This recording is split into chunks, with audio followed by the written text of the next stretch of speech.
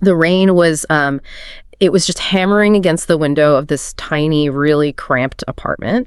It was one of those gray, just relentless afternoons where the weather seems to, match your internal state perfectly. Inside, a man sat at a wobbly kitchen table, his head just buried in his hands. Wow, yeah. Let's call him Thomas. Thomas was 32 years old, and by all conventional metrics, social, financial, professional, he was basically at rock bottom. Right. That morning, he had received his 50th rejection letter for a job he was absolutely desperate to get. His bank account was overdrawn, the little red numbers on the screen just sort of mocking him. That's a heavy feeling. It really is. And his friends were all moving on, buying houses, getting promotions, posting all those perfect photos of vacations, while he felt completely stuck in this loop of constant failure.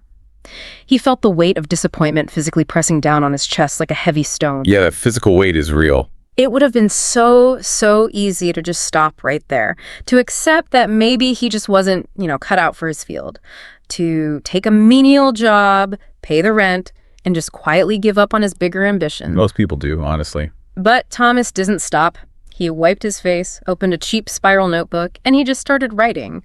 He wasn't writing a resignation letter to his dreams. He was writing a plan.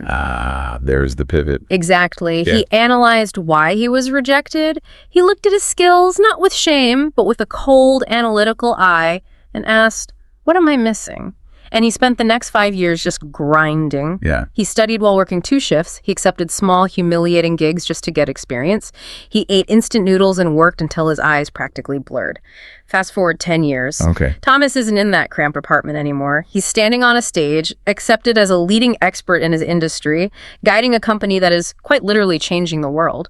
The audience sees the tailored suit, the easy confidence, the accolades. They see the talent. Right. They see the talent, but they didn't see the night at the kitchen table. They didn't see the notebook.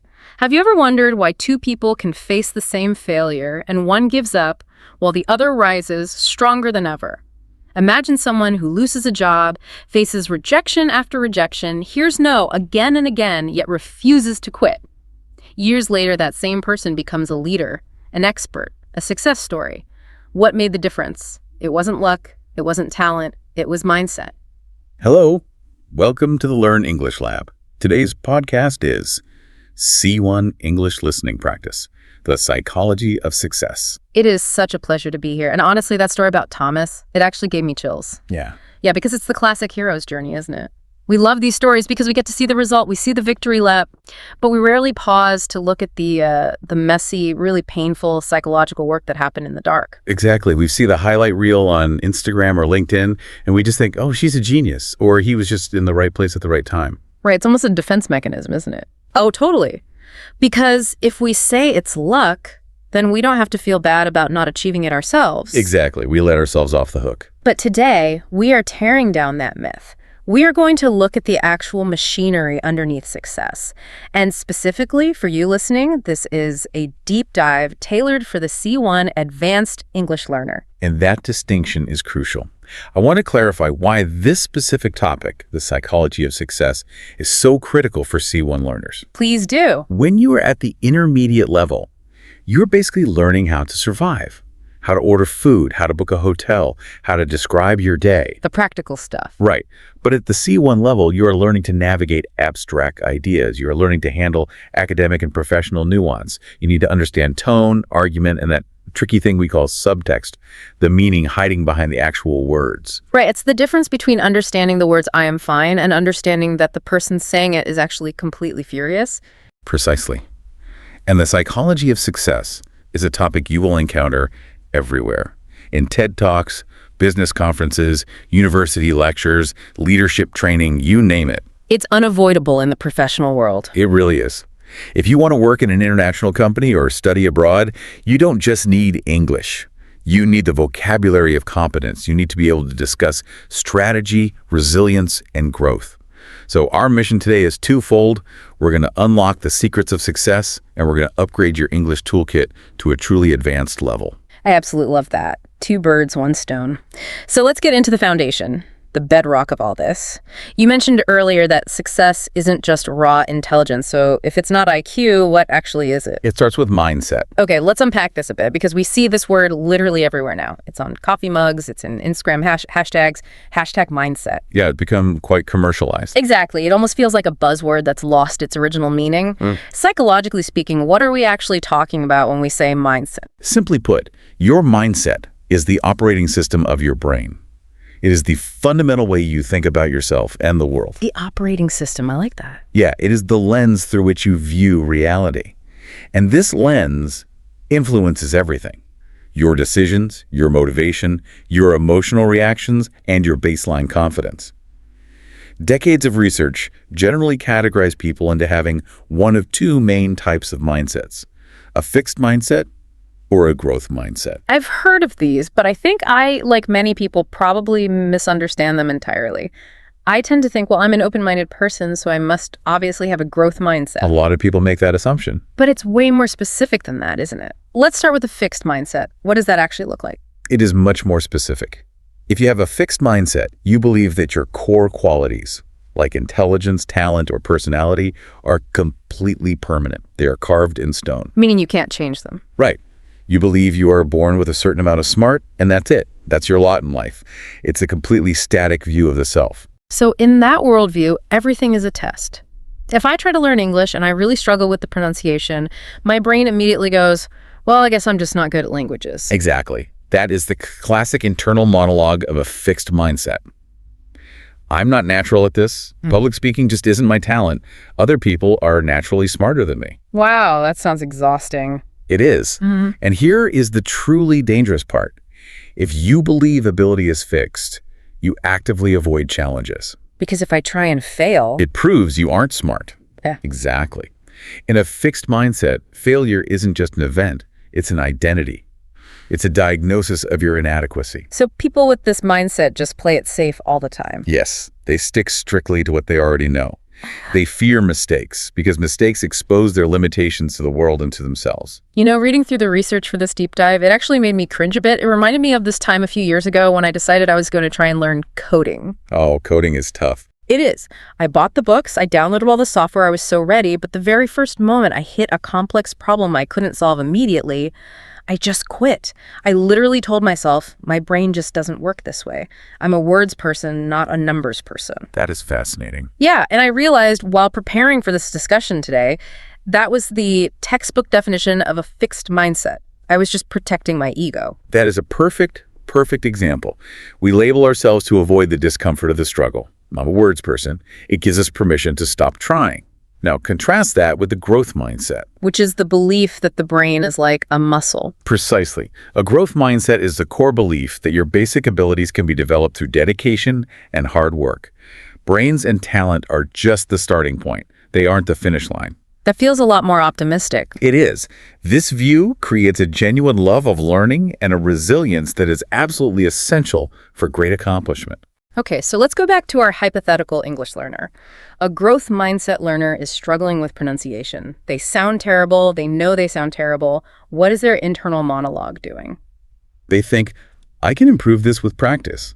Or, this is difficult right now, but I will learn it eventually. They view mistakes not as proof of failure, but as data. As data. That's a great way to reframe it. Yeah, they say, oh, I messed up that vowel sound. Okay, that just tells me I need to adjust my tongue position next time. I see. So failure helps them grow. It's functional. It's just feedback. It's necessary fuel. You can't improve without it. And for you listeners, here is a specific listening tip for C1 learners. When you are listening to lectures or talks about mindset or really any academic topic at this level, you need to listen actively for contrast words. Words that signal a shift in direction or a comparison. Exactly. Words like however, although, and whereas. Speakers often use these to compare two distinct ideas, exactly like we just did with fixed versus growth mindsets. Can you give an example of how they might hear that? Sure. You might hear a speaker say, people with a fixed mindset avoid failure, whereas people with a growth mindset embrace it. Ah, okay. Catching those pivot words helps you follow the underlying structure of the argument. Yes. It tells your brain, okay, pay attention. We are switching sides now. That's such a great tip. It's like reading the road signs in a conversation. If you miss the however, you might mistakenly think the speaker is still agreeing with the previous point. And that can throw off your comprehension of the entire lecture. Definitely. Okay, so we have the foundation laid out, mindset. But mindset is internal. It's just a thought in your head. How does it actually manifest in our physical reality? This leads us to the architecture of belief. Mindset creates beliefs, and beliefs drive actions.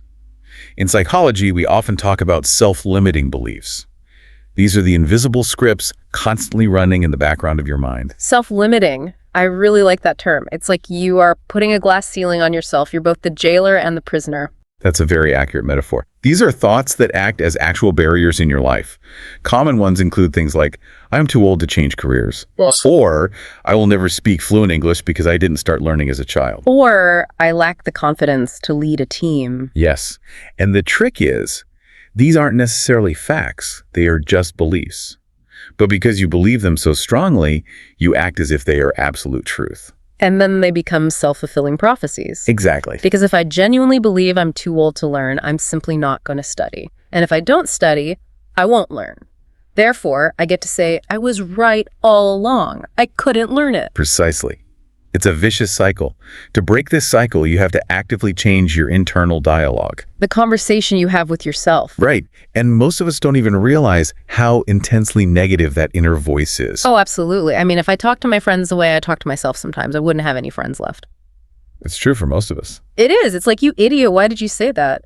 Or, you always mess this up, they're all laughing at you, it's brutal. It is literal verbal abuse, just directed inward.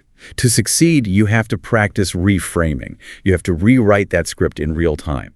So instead of saying, I always fail, the empowering dialogue is, I didn't succeed this time, but I can improve. It sounds subtle, almost like a psychological trick, but I imagine it changes the emotional reaction completely. Night and day. One narrative leads to depression and hiding, while the other leads to analysis and future action. And in C1 listening materials like biographies or long-form interviews with CEOs, you will very often hear speakers telling stories specifically to illustrate this shift in their own lives. Yes, they'll describe a moment of crisis where they had to change their narrative. Being able to spot that specific shift in a story, the I used to think X, but then I realized Y moment, is a key advanced listening skill. Okay, so let's say we fixed our head game. We believe we can grow. We've stopped bullying ourselves internally. But we can't just sit around on the couch believing ourselves into success, right? We need a plan. We need to actually do something. Yes, and this brings us to goal setting and strategic planning. And right away, we need to make a massive, fundamental distinction between a dream and a goal. I feel like people mix these up constantly. They say things like, I dream of being rich, or I dream of being fluent in English. Is that a goal? No, absolutely not. That's a wish. That's a fantasy. Dreams are inherently emotional and vague. I want to be successful. I want to speak perfect English. These are great for initial inspiration, but they are terrible for execution. So what makes a goal different? A goal is specific, actionable, and time-bound. A goal sounds like, I want to get promoted to senior manager within 1 year, or I want to pass the C1 exam by next December. Okay, so dreams are basically the destination on the map, but the goals are the actual route you drive and the vehicle you use to get there. That's a great analogy. And to travel that route successfully, you need to break it down further. Highly successful people continuously connect their short-term actions to their long-term vision. This is where the vast majority of people fail. Because they have the big vision, but no daily plan. Right. Or the opposite, they have a very busy daily plan, but it's completely disconnected from any larger purpose, so it's going nowhere. Yeah, that's what they call the valley of despair in the middle. The excitement of the shiny new dream wears off, and the actual goal is still years away. So how do we bridge that gap without giving up? We structure it meticulously. Long-term goals are the big picture. Getting a degree, becoming fluent, starting a business. Short-term goals are the daily or weekly bricks you lay to build that house. Give me some examples of those bricks. Sure. A short-term goal is learn 20 new words today, or finish drafting this project proposal by Friday at noon. If you focus only on the long term, it's paralyzing. You look at the giant mountain and your brain just thinks, I can't possibly climb that. Right. But if you focus only on the short term, I need to answer these 50 emails today, you can just get lost in the busy work and totally forget what mountain you're even supposed to be climbing. You really need both perspectives. Exactly. And let's hit some key vocabulary here for our listeners, because these specific words come up constantly in corporate and professional contexts. Okay, let's do it. First word is vision. In a professional context, this is a clear, articulated picture of the desired future. Second is milestone. This is a significant, important step or marker toward a goal, like reaching the halfway point of a massive project. Third is strategy. This is the specific, overarching plan designed to achieve the goal. Got it. So if you were in a high-level business meeting, you might hear a director say something like, our long-term objective is market dominance. The key milestone is launching the new software in Q3. And our strategy involves aggressive social media marketing. That is perfect usage. Listeners, when you are in professional meetings or listening to corporate presentations, tune your ears specifically for those structural phrases.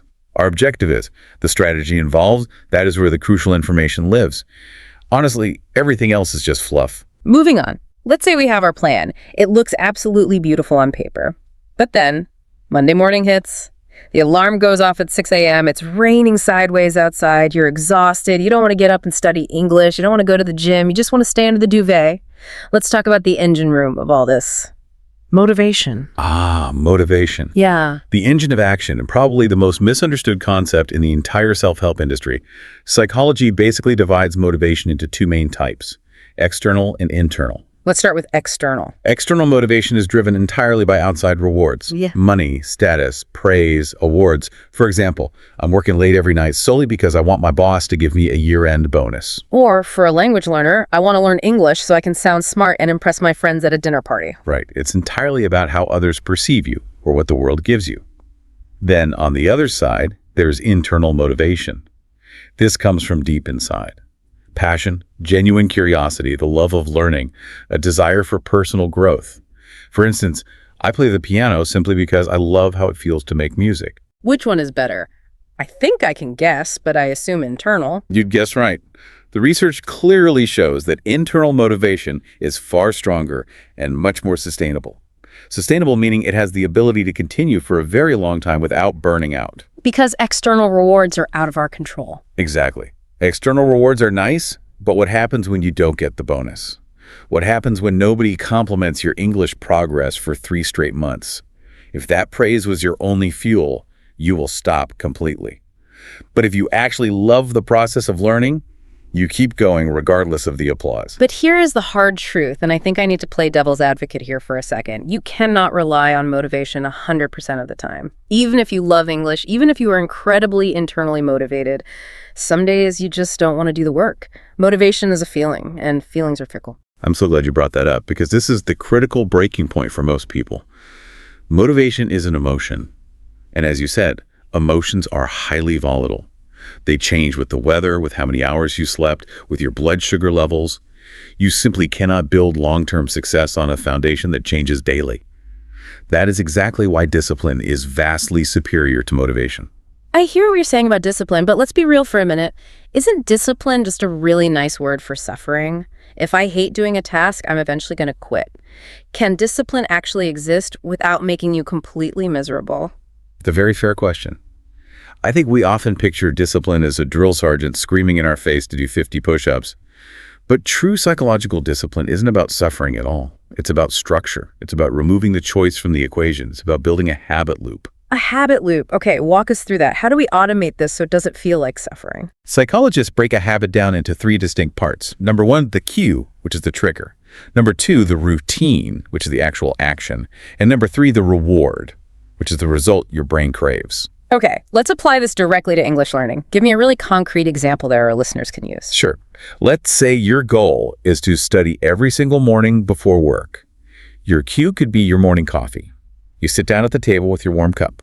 That physical action and the smell of the coffee signals your brain. That's the trigger. Right. Then the routine is you immediately listen to this podcast for 15 minutes while you drink the coffee. Right. And the reward is that you feel highly productive to start your day.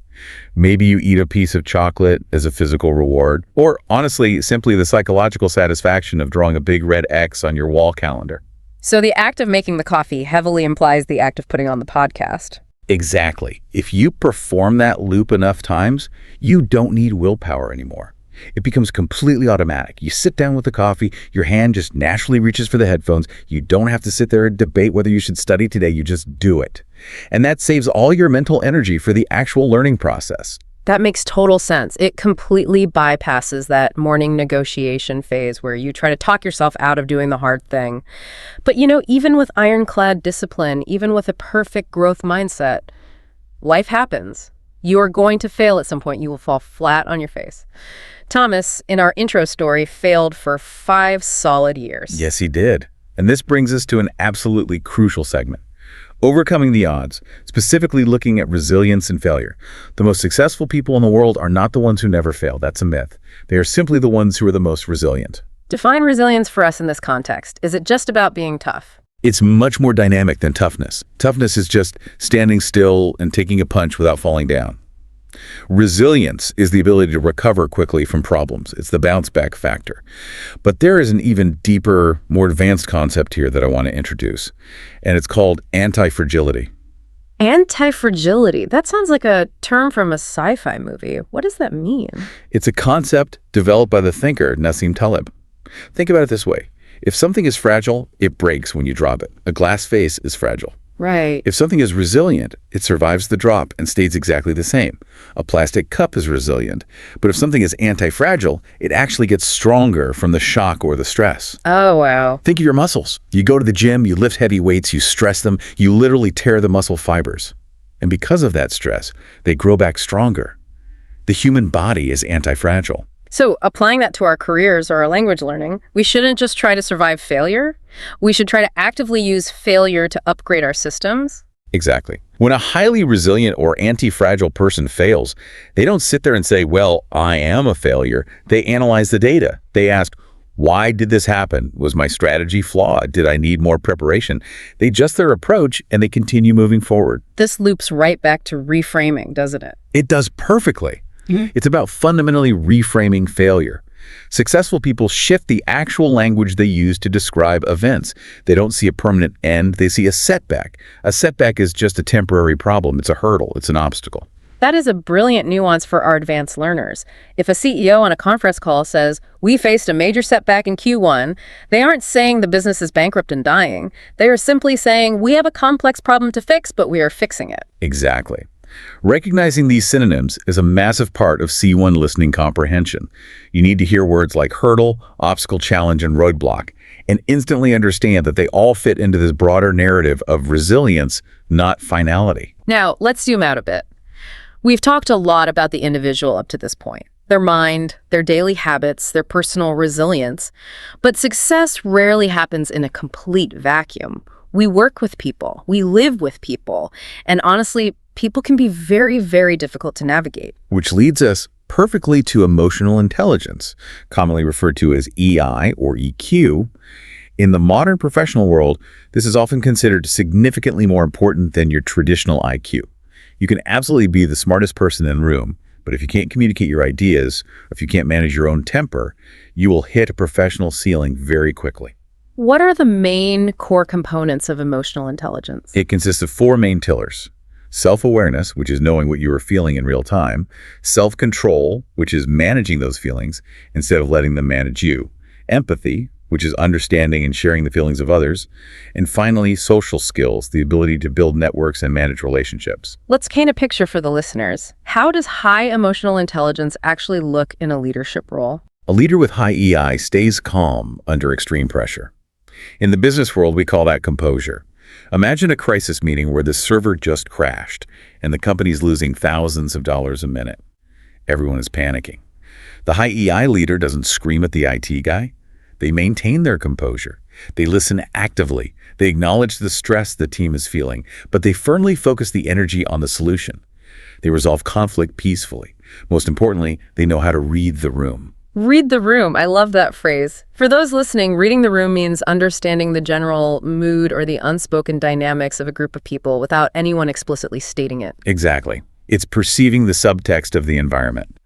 Let's contextualize this for listening practice. If our listener is watching a business news segment on Bloomberg or sitting in a corporate town hall meeting, what specific words might pop up around these concepts? Well, you might hear a senior manager say something like, we need absolute resilience from the team during this transition. Transition here is simply meaning a period of change, usually from one system or leadership to another. Or if you're listening to a university lecture on behavioral psychology, you might hear, studies consistently show that delayed gratification strongly predicts long-term achievement. Delayed gratification is a huge one. That means having the discipline to wait for a much bigger reward later, rather than taking a small, easy reward right now. It's the famous marshmallow test with children. Can you wait 15 minutes for 2 marshmallows? Or do you eat the one right now? Your ability to wait is a massive marker of future success. Or a career coach might say, your mindset directly determines your professional trajectory. Trajectory, I love that word. It implies continuous movement and direction, like the arc of a rocket path, rather than just a static position. Yes, it shows that careers are in motion. Okay, we are really in the deep end now, which is great. Let's do a C1 toolkit spotlight. I want to throw some high-level vocabulary words at you, words that are absolutely essential for discussing success in any professional setting. And I want you to give us clear, punchy definitions, but also the nuance. How are they actually used in the real world? Are you ready? I am ready. Hit me. First word, perseverance. Perseverance. This means continuing to do something despite severe difficulty or delay in achieving success. It's not just trying hard for a day, it implies a long duration of suffering or difficulty. You persevere through a multi-year recession. Excellent. Next is ambition.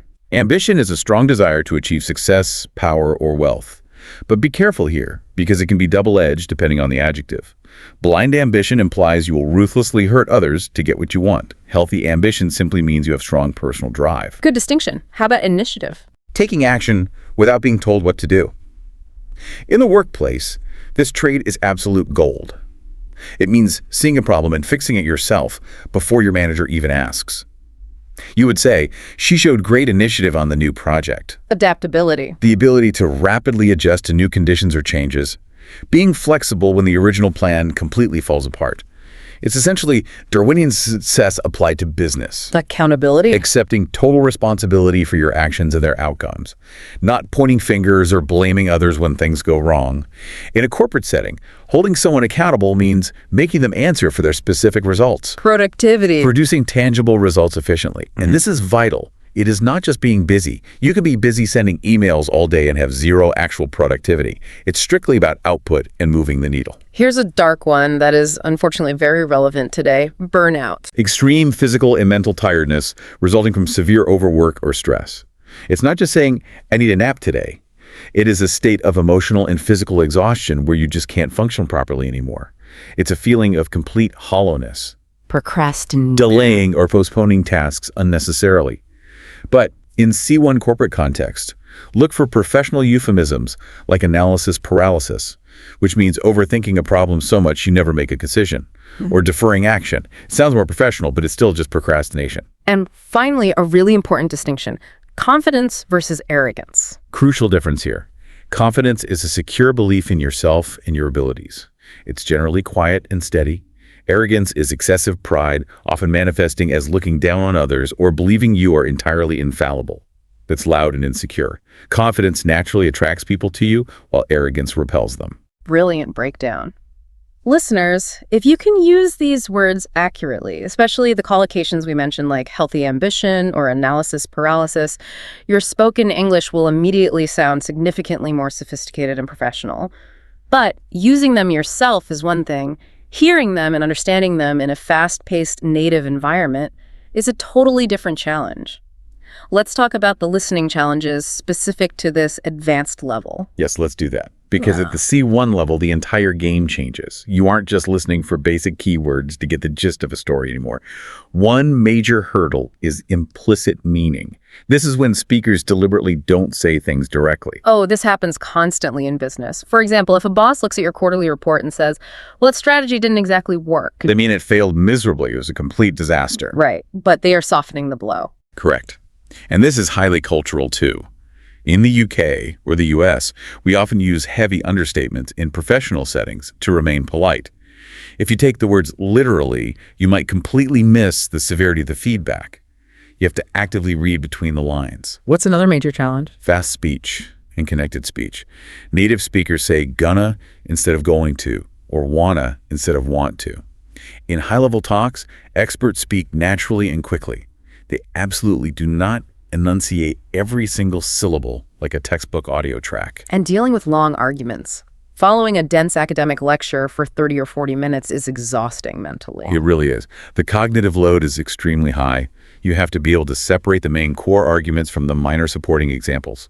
You have to hold the main thread of the conversation in your working memory, even when the speaker goes on a 5-minute tangent about their grandmother's bakery. And finally, metaphors. A classic one is, success is a marathon, not a sprint. Which means achieving real success takes a long time, pacing, and profound endurance. Exactly. If you translate that literally in your head, you're going to be very confused about why we are suddenly talking about running shoes. You have to think abstractly.